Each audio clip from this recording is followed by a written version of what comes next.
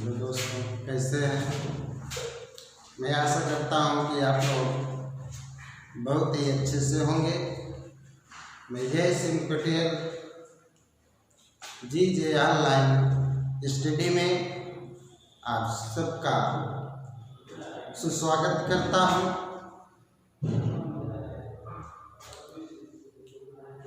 आइए आज हम लोग भारतीय संविधान में मौलिक अधिकार के अंतर्गत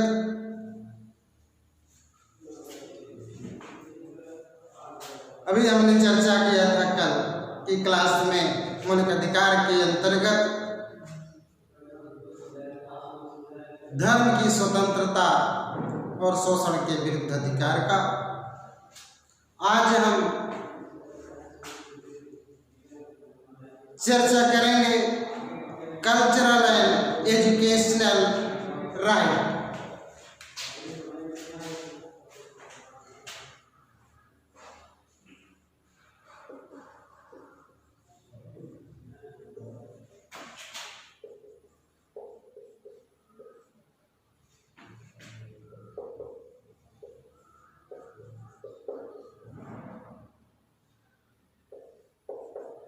cultural and educational right Sanskrit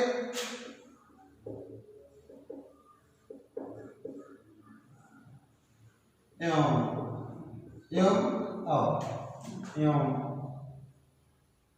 शिक्षा संबंधी अधिकार।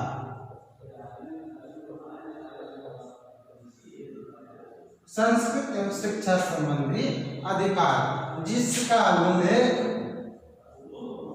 आर्टिकल 29 और 30 में किया गया है। 29, 30 में किया गया है। अनुच्छेद 29 और 30 संस्कृत और शिक्षा संबंधी अधिकार। देखिए भारत का संविधान कितना अच्छा है कि यहाँ पर मौलिक अधिकार में किसी भी जाति वर्ग या समुदाय को वंचित नहीं रखा गया। हर वर्ग को यहाँ पर जो है मौलिक अधिकार दिया गया।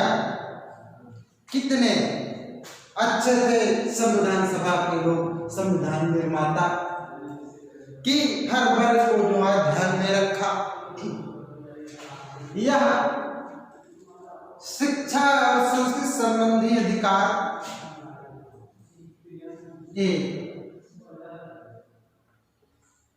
पांचवा अधिकार माना जाता। 4 की हमने बात किया, पांचवा 29 और 30 अनुच्छेद यह भारत में अल्पसंख्यकों को मिला हुआ है। अल्पसंख्यक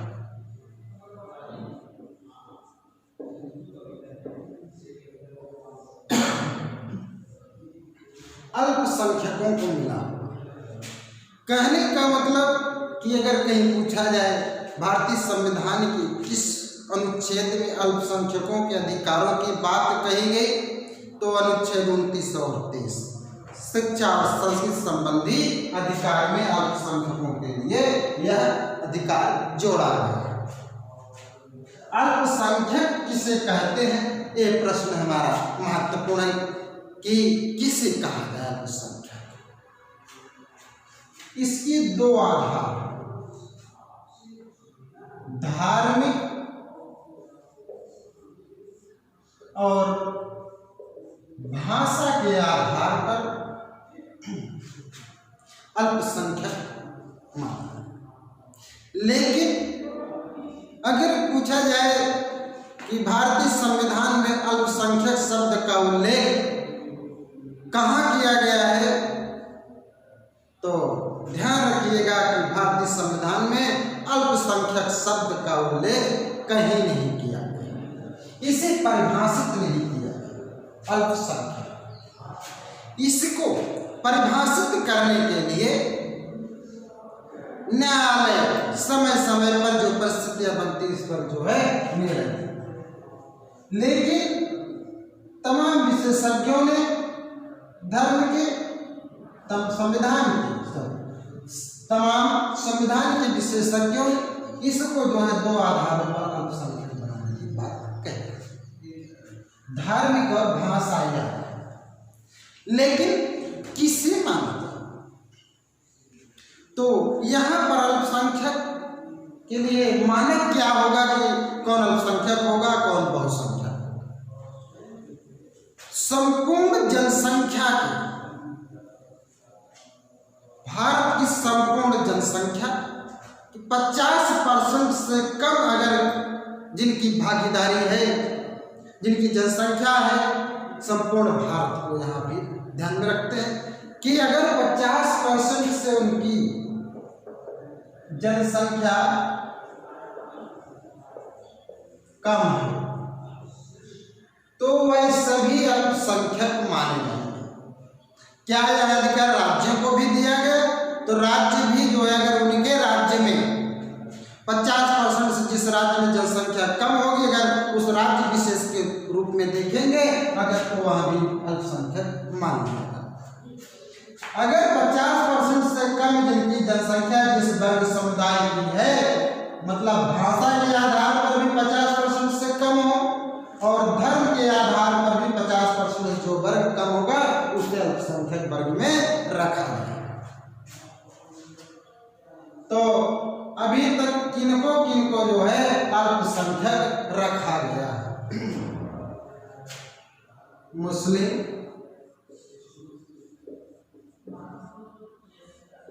सिख, ईसाई, पारसी,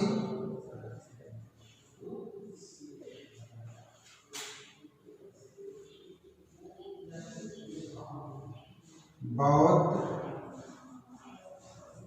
और जैन, इन 6 वर्गों को जो है या धर्म को मानने वाले अल्पसंख्यक बताया गया है। जैन धर्म सबसे अंतिम में इसे अल्पसंख्यक घोषित किया गया। सन 2014 में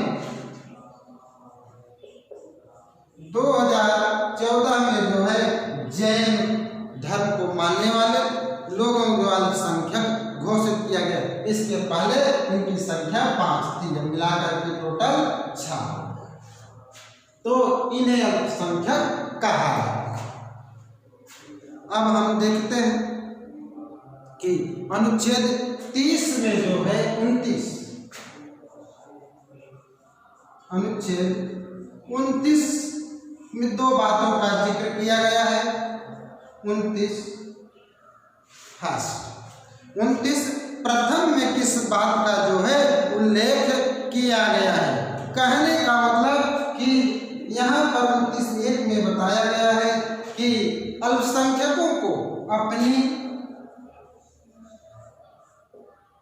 भाषा, संस्कृत और लिपि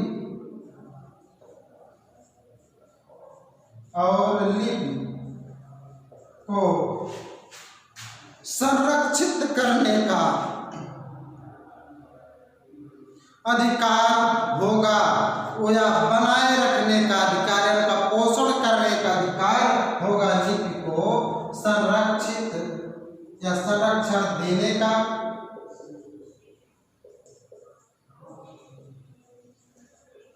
या बनाए रखने का या उनका पोषण करने का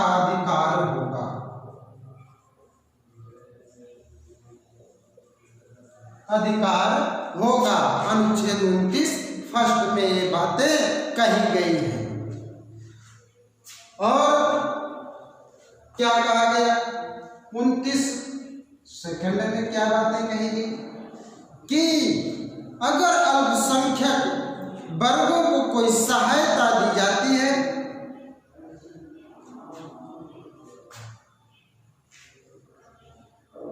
तो अल्पसंख्यक वर्ग के अधीन आए किसी संस्था में धर्म मूल वंश, कहने का मतलब कि अगर राज्य द्वितीय अनुच्छेद सेकंड में क्या बातें कही गई, अल्पसंख्यक वर्ग के अधीन अगर कोई संस्था आती है तो उसमें राज्य, जाति, धर्म, मूल वंश, जाति, धर्म, मूल वंश या वर्ग के आधार पर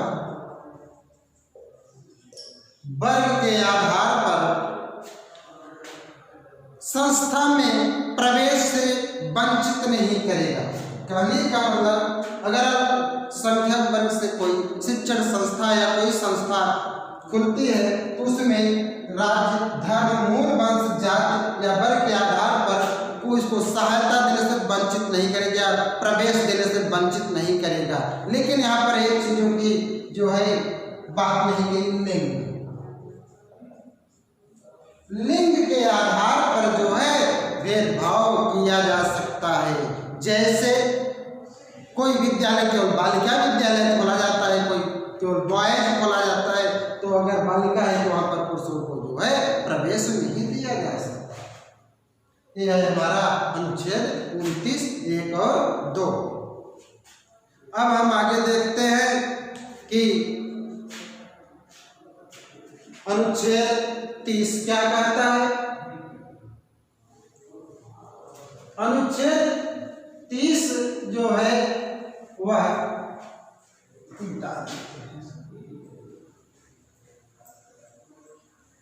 अल्पसंख्यकों को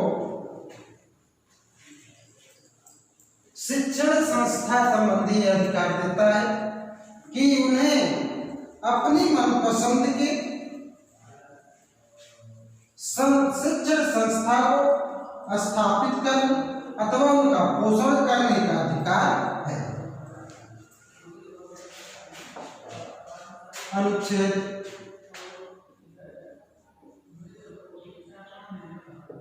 30 अनुच्छेद 30 यह कहता है कि शिक्षण संस्थाओं की स्थापना तथा पोषण का अधिकार,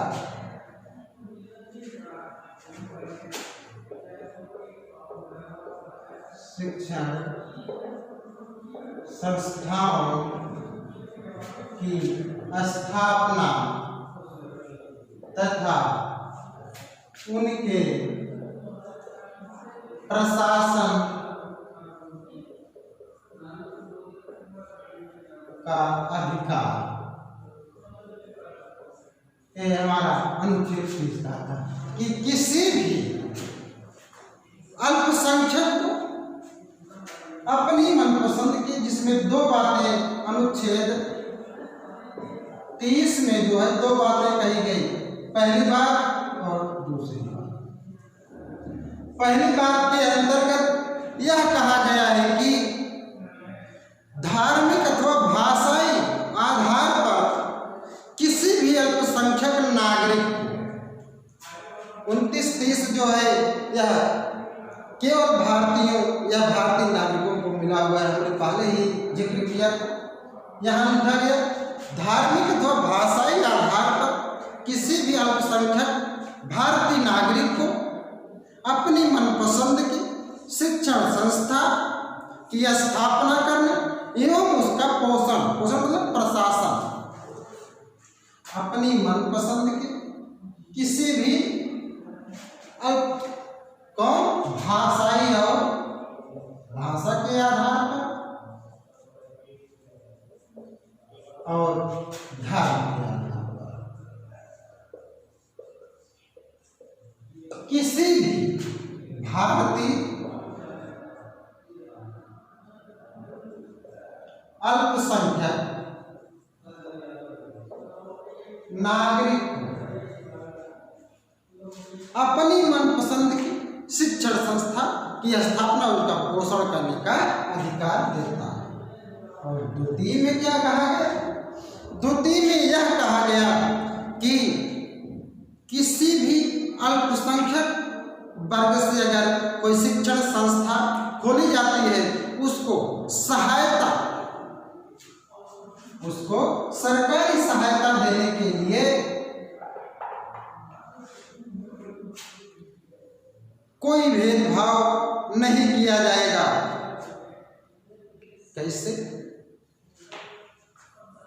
किसी अल्पसंख्यक शिक्षण संस्था में सरकारी सहायता देने के लिए वो खोलना चाहता है, उसको अगर सरकारी सहायता मिल रही है तब क्या करें? कोई भेदभाव नहीं किया जाए, तो या तो अल्पसंख्यक वर्ग का, इसके आधार पर कोई भेदभाव नहीं किया जाना चाहिए। लेकिन इसमें दो शर्त लगाई गई कि अगर वह पूर्ण सरकारी है, पूर्ण सरकारी या अर्ध सरकारी या गैर सरकारी,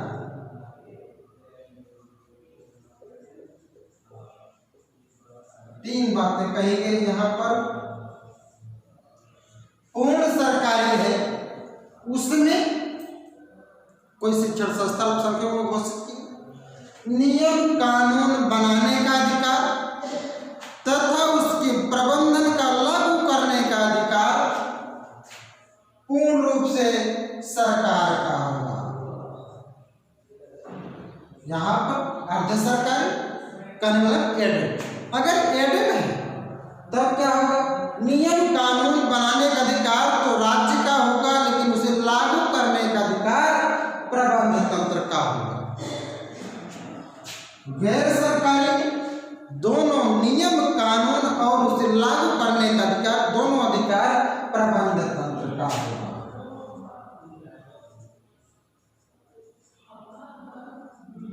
दोनों अधिकार, कहने का मतलब कि लेकिन यहाँ पर जो है 50% सीट अल्पसंख्यक के अलावा दूसरे वर्गों को देना होगा, चाहे गैर सरकारी हो, चाहे पूर्ण सरकारी, चाहे अर्ध सरकारी हो।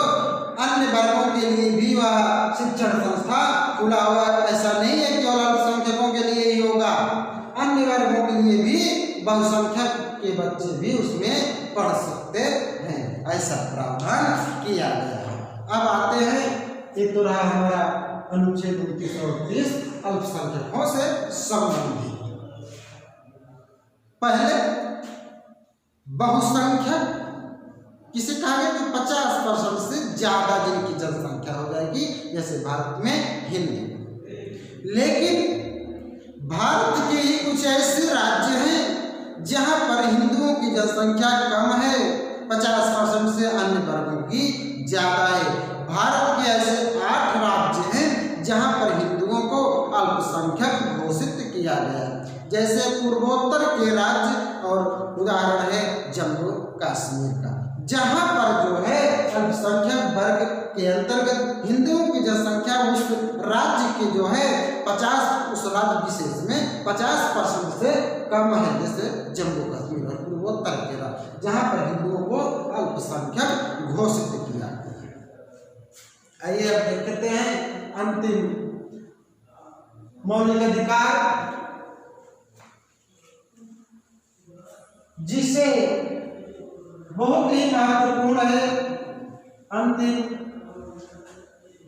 इसके पहले एक चीज और बता दें कि 5वां 6ठा एक था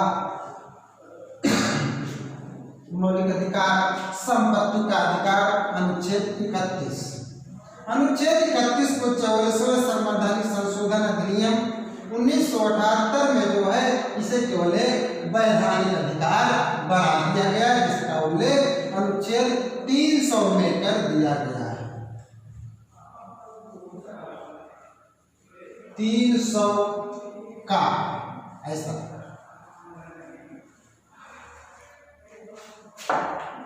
संपत्ति के अधिकार को अनुच्छेद 31।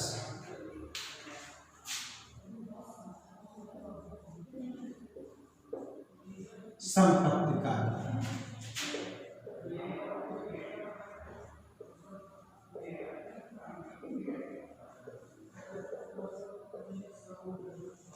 इसे जो है 44वें संवैधानिक, पहले तो 78 तक यह मौलिक अधिकार था, लेकिन 44वें संवैधानिक संशोधन अधिनियम इसे निरसित कर दिया गया। अब यह केवल वैधानिक अधिकार, कहीं पूछा जाए कानूनी अधिकार या वैधानिक अधिकार, दोनों एक ही है। अब यह केवल वैधानिक अधिकार माना जाता है, संपत्ति अधिकार या कानूनी अधिकार।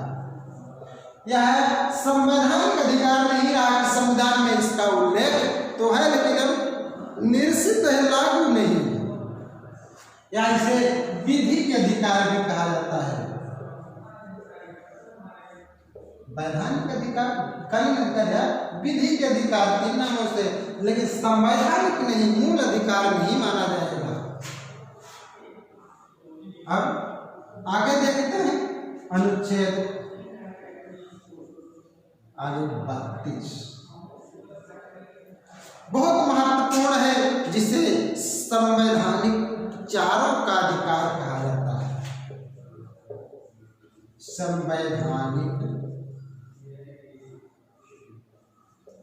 उपचारों का अधिकार, संवैधानिक उपचारों का अधिकार यह हमारा छठा मौलिक अधिकार माना जाता है। संवैधानिक right to constitution remedies, right to constitutional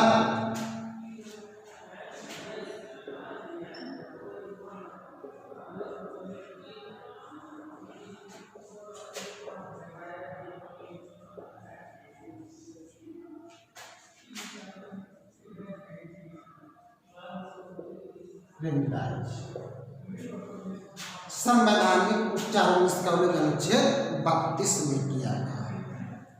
ऊपर जो 5 मौलिक अधिकार हैं, समानता का अधिकार, स्वतंत्रता का अधिकार, शोषण के विरुद्ध अधिकार और धार्मिक स्वतंत्रता का अधिकार तथा शिक्षा और संस्कृति संबंधी अधिकार, अगर इन अधिकारों की जो है हनन होता है व्यक्ति का इन अधिकारों के द्वारा, इन अधिकारों का किसी व्यक्ति का जो है हनन होता है, उसका अधिकार छीना जाता है, उपर्युक्त 5 अधिकार, तब वह इन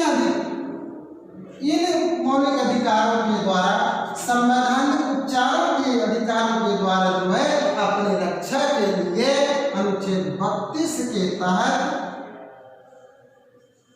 जिसका उल्लेख होता है, वह सुप्रीम कोर्ट, उच्चतम न्यायालय जा सकता है अपने अधिकारों की रक्षा के लिए।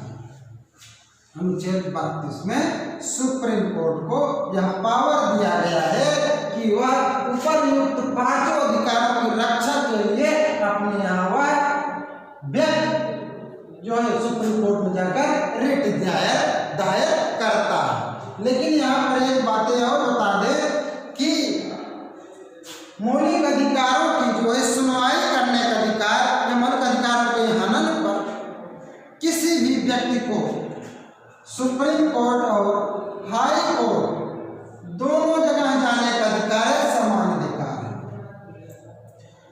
अनुच्छेद 32 के तहत तो सुप्रीम कोर्ट जाएगा और अनुच्छेद 226 के तहत वह सेम है कंडीशन, यहाँ भी जा सकता है और यहाँ भी, लेकिन यहाँ पर जाएगा अनुच्छेद 226 के तहत जो है सुनवाई, अनुच्छेद 32 का सुप्रीम कोर्ट में वह जाता है। और जब एक चीज डॉक्टर भीमराव अंबेडकर जब संविधान सभा में यह पूछा गया कि इन सभी संविधान में जितने अनुच्छेद दिए जा रहे हैं सबसे महत्वपूर्ण कौन सा अनुच्छेद होगा, तब डॉक्टर भीमराव अंबेडकर ने उत्तर देते हुए कहा था कि अगर अनुच्छेद 32 को संविधान से निकाल दिया जाए तो वह अर्थहीन हो जाएगा। और उन्होंने इस अनुच्छेद अनुच्छेद को जो है संविधान की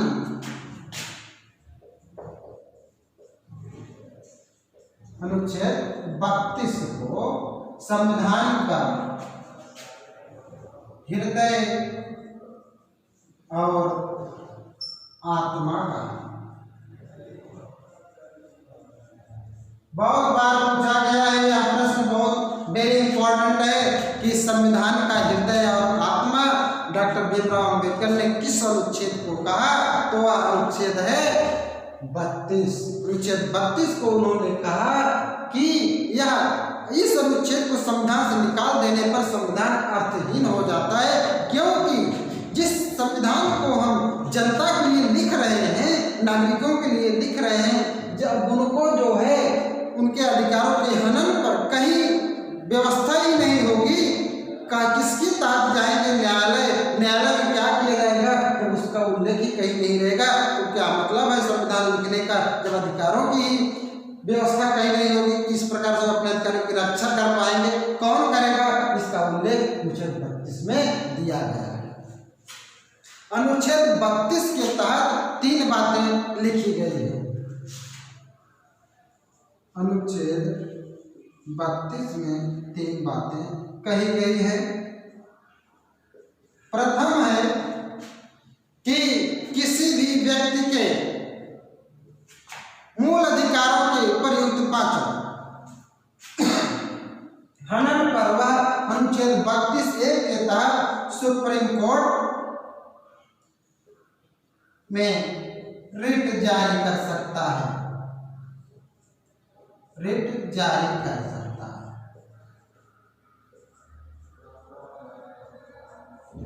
और 2 में यह बातें कही गई कि सुप्रीम कोर्ट में जो है 5 प्रकार की रिटें जारी कर सकता है, 5 प्रकार की रिटें,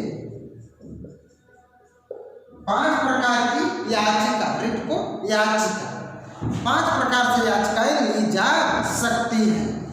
वह कौन कौन सा है? बंदी प्रत्यक्षीकरण, परमादेश, प्रतिषेध,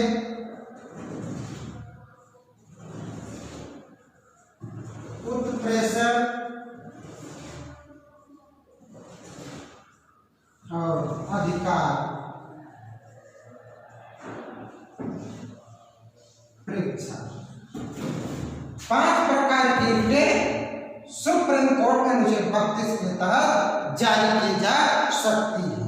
और 3 में क्या कहा गया? यह कहा गया कि संसद कानून बनाकर अन्य न्यायालयों को भी इस प्रकार की रिटों को जारी करने का आदेश दे सकता है। यह संसद को अधिकार दिया गया, संसद कानून बनाकर अन्य प्रकार के न्यायालयों को भी इस प्रकार की रिटें जारी करने का अधिकार दे सकता है, या मौलिक अधिकार और सुनवाई का अधिकार दे सकती है। ये बातें कही गई। अब आइए हम देखते हैं कि 5 प्रकार की रिटें कौन कौन सी हैं, उनका क्या कार्य है। पहला है बंदी प्रत्यक्षीकरण, इंग्लिश में हेबियस कॉर्पस। हेबियस कॉर्पस, बंदी प्रत्यक्षीकरण। यहाँ पर एक चीज पूछा जाता है कि कई सवाल यहाँ से बनते हैं, बंदी प्रत्यक्षीकरण का क्या अर्थ है, किस भाषा का शब्द है हेबियस कॉर्पस, और यह किसके द्वारा जारी किया जा सकता है।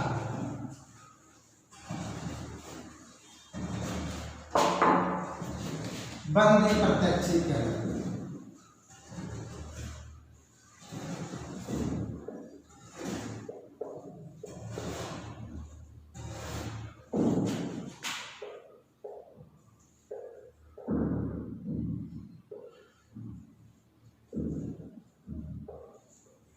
Habeas corpus. यह लैटिन भाषा का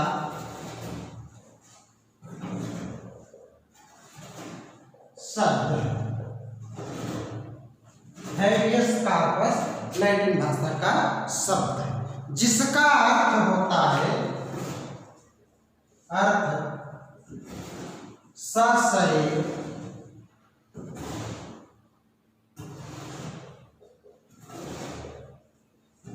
उपस्थित करना।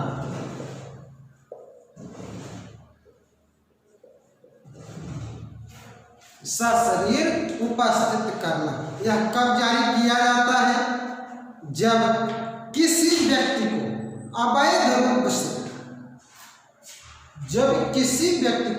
अवैध रूप से हिरासत में ले लिया गया हो या जेल में बंद कर दिया गया हो, तो उसे जबरन बंद कर दिया गया अवैध रूप से, तो उसे जो है मुक्ति दिलाने के लिए इस प्रकार की एग्रीमेंट जारी की जा सकती है।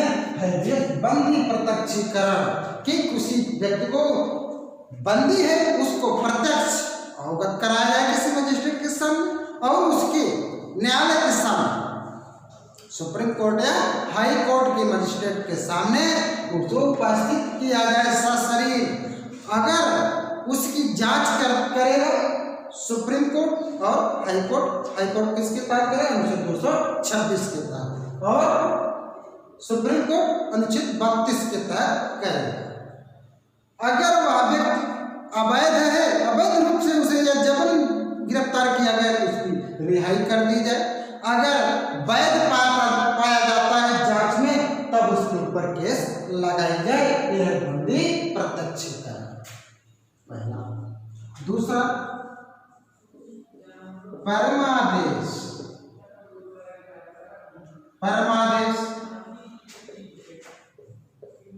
मैडमस, जिसका अर्थ होता है हम आदेश देते हैं। सबसे बड़ा आदेश है या हम आदेश देते हैं, इस प्रकार का जो है इसमें बातें कही गई है। जब कोई व्यक्ति सरकारी विभाग या अधिकारी अपनी कर्तव्यों का पालन ठीक प्रकार से न कर रहा, कहने का मतलब यह आदेश उस समय किया जाता है जब कोई विभाग या उस विभाग का अधिकारी अपने सार्वजनिक कर्तव्यों का, सार्वजनिक लोक हित में जो कार्य किया है, सार्वजनिक कर्तव्यों का पूर्ण रूप से या सही पालन न कर रहा हो, और ऐसी स्थिति में किसी व्यक्ति या व्यक्ति समुदाय के मौलिक अधिकारों का हनन हो रहा हो, ऐसी स्थिति में सुप्रीम कोर्ट या हाई कोर्ट जो है आदेश निकाल सकता है, रिटे जारी कर सकता है। तीसरा है प्रतिषेध। प्रतिषेध को प्रोहिबिशन।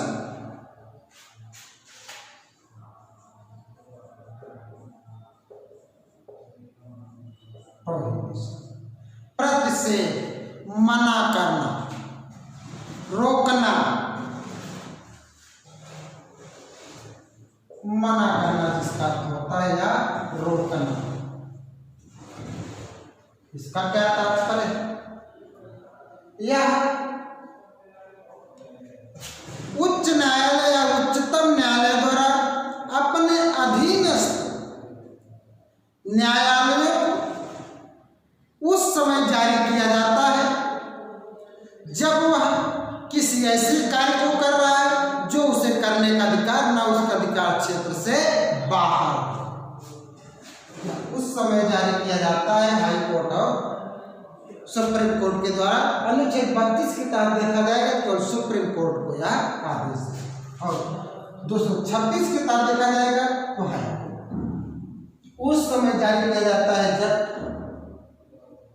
उच्च न्यायालय, हाई कोर्ट उस समय जारी करता है जब अधीनस्थ न्यायालय या उसके अधीन जो छोटे न्यायालय हैं, जिला सत्र न्यायालय आदि, उनको जो है, जो ऐसे मुकदमों की सुनवाई कर रहे हैं जिनको उनको सुनने का अधिकार नहीं है, उनके अधिकार क्षेत्र से बाहर है।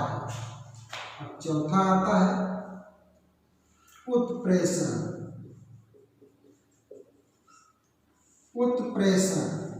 उत्प्रेषण आदेश, उत्प्रेषण पूर्णतः सूचित करना या आदेश देना, सूचित करना या सूचना देना, सूचित करना या सूचना देना, सूचना देना। इसका क्या तात्पर्य है कि कोई, यह भी उच्च न्यायालय हाई कोर्ट द्वारा, उच्चतम न्यायालय या उच्च न्यायालय उस समय जारी किया जाता है अपने अधीनस्थ न्यायालयों को कि यह कहता है कि मुझे बताओ, मुझे सूचना दो कि आप जो है कौन सा कार्य, किस प्रकार के मुकदमों की सुनवाई करें, उसकी पूरी सूचना जो है हमें मिलनी चाहिए। इस प्रकार की रिटें जारी करता है। पांचवा क्या है? अधिकार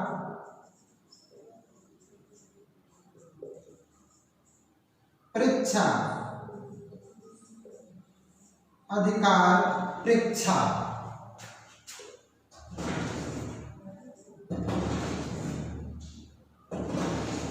को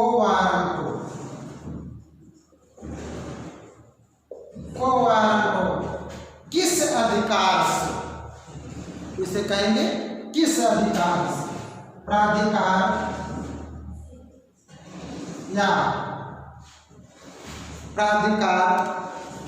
या वारंट द्वारा,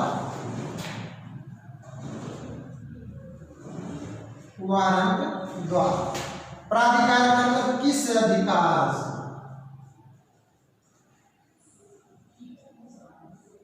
किस अधिकार से।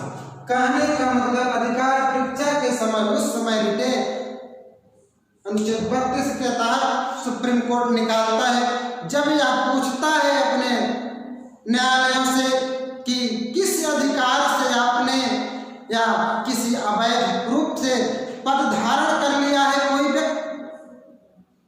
कोई व्यक्ति अवैध तरीके से या जबरदस्ती कोई पद धारण कर लिया हो और वह मुकदमों की सुनवाई कर रहा है, तब यह वारंट जारी करता है अधिकार परीक्षा को कि आपने किस अधिकार से जो है, कौन आपको अधिकार दिया, किस अधिकार से आप मुकदमे की सुनवाई कर रहे हैं। इस प्रकार की रिटें सुप्रीम कोर्ट जारी कर सकता है।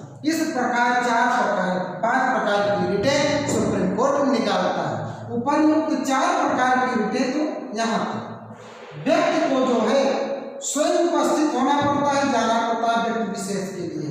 लेकिन यह चौथा, 5वां जो अंतिम अधिकार परीक्षा है, यह अगर कोई व्यक्ति सूचना प्राप्त करना चाहता है, इच्छा के अनुसार, किसी व्यक्ति की इच्छा है कि आप किस अधिकार से जो है कार्य कर रहे हैं, तो सुप्रीम कोर्ट रिटें जारी कर सकते हैं। यहाँ पर अधिकारों के हनन पर व्यक्ति जाता है 4 प्रकार की रिटें: प्रतिषेध, उत्प्रेषण, परमादेश, बंदी प्रत्यक्षीकरण में वह मौलिक अधिकारों के हनन पर वही व्यक्ति जाता है। लेकिन 5वां जो है, अगर उसके मौलिक अधिकारों का हनन नहीं है, वह इच्छा है उसको जानने की किस अधिकार से यह व्यक्ति जो है कार्य कर रहा है, तब भी जो है सुप्रीम कोर्ट में इस प्रकार की रिटें जारी की जा सकती है। यह रहा हमारा मौलिक अधिकार। अब बचता है अनुच्छेद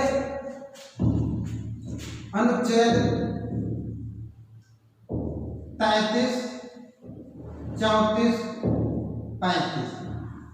3 अनुच्छेद जो है मौलिक अधिकार से संबंधित संसद को प्राप्त है। इस पर संसद जो है तरह तरह के नियम बनाती है, मौलिक अधिकारों का स्थगन भी कर सकती है या सेना के लिए भी दे सकती है। इस पर उसको अधिकार दिया गया। ये ज्यादा महत्वपूर्ण है। महत्वपूर्ण हमारा था अनुच्छेद 13 से 14 से लेकर 12, 13 भी, लेकिन 12, 13 कई बार परीक्षा में आए हैं, पूछे गए, इसलिए वहां पर